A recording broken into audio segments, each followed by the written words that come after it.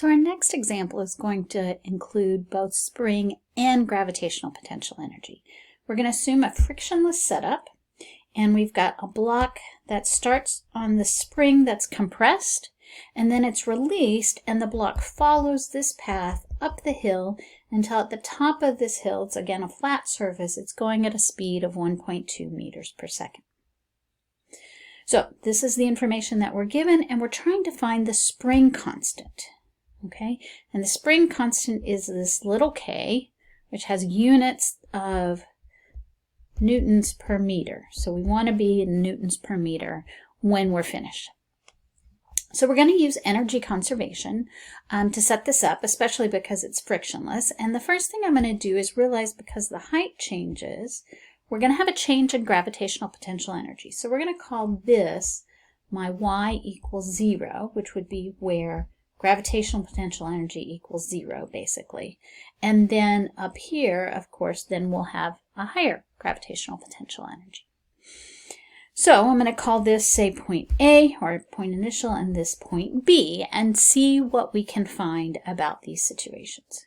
So at point A, the spring is compressed. It's before it's released, so that means the kinetic energy at point A is 0.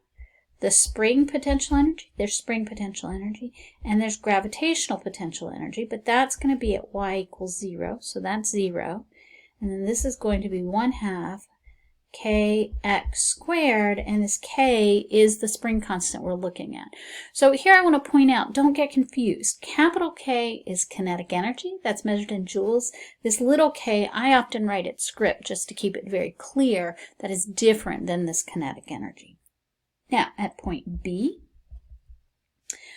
we have some kinetic energy, right? Kinetic energy at B is 1/2 mv squared, where we have our v is 1.2 meters per second.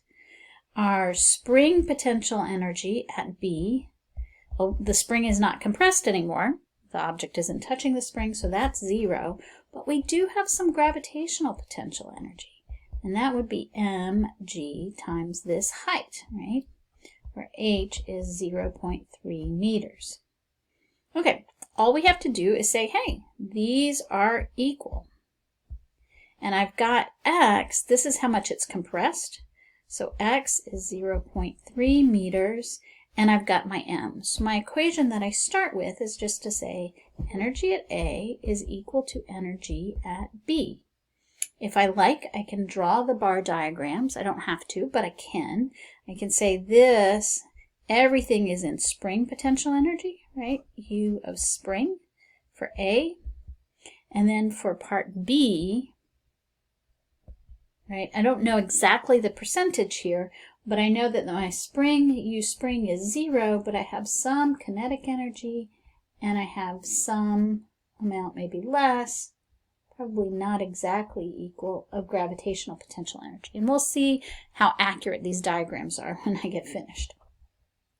All right, this is my 1/2 kx squared is equal to 1/2 mv squared plus mgh.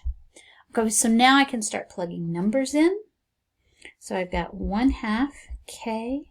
My x is 0.3 meters, that's going to be squared, is equal to 1/2. The mass is 0.15 kilograms. My v is 1.2 meters per second squared, plus 0.15 kilograms times 9.8 meters per second squared. I'm running out of room, and the height is 0.3 meters. Okay, so I can just calculate all of these things. This is, when I put it in my calculator, this is 0.44 kilogram meters squared per second squared. And this one was 0.108 kilogram meters squared per second squared. So if I look at my diagram here, I'm going to have to erase things. Notice my gravitational potential energy is actually quite a bit.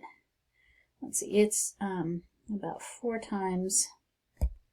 Let's see, it's about 4 times bigger than this, and my kinetic is about like that. That's more accurate, where that would be the 0.44, and this would be the 0.11. And then, so this altogether has to equal these two, of course. And this gives me a K times, let's see, 0.045 meters squared. Right, the 0.3 squared and take the 1/2. And so I add these together. That gives me about the 0.55 kilogram meters squared per second squared.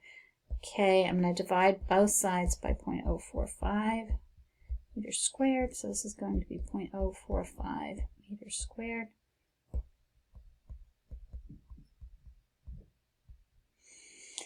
The meters squareds go away, and this gives me a K of about 12 kilograms per second squared. Now I said my K should have units of newtons per meter, so let's check that out. Newtons per meter is kilogram meters per second squared, because a newton is a force, mass times acceleration, over mass. This all checks out. My units look good. Everything looks good. So it seems like this is the kinds of things you can check to make sure the numbers make sense. It's hard to have a sense of really how big a spring constant should be. This is actually a fairly low spring constant, but it gives you a feel for how these problems can work.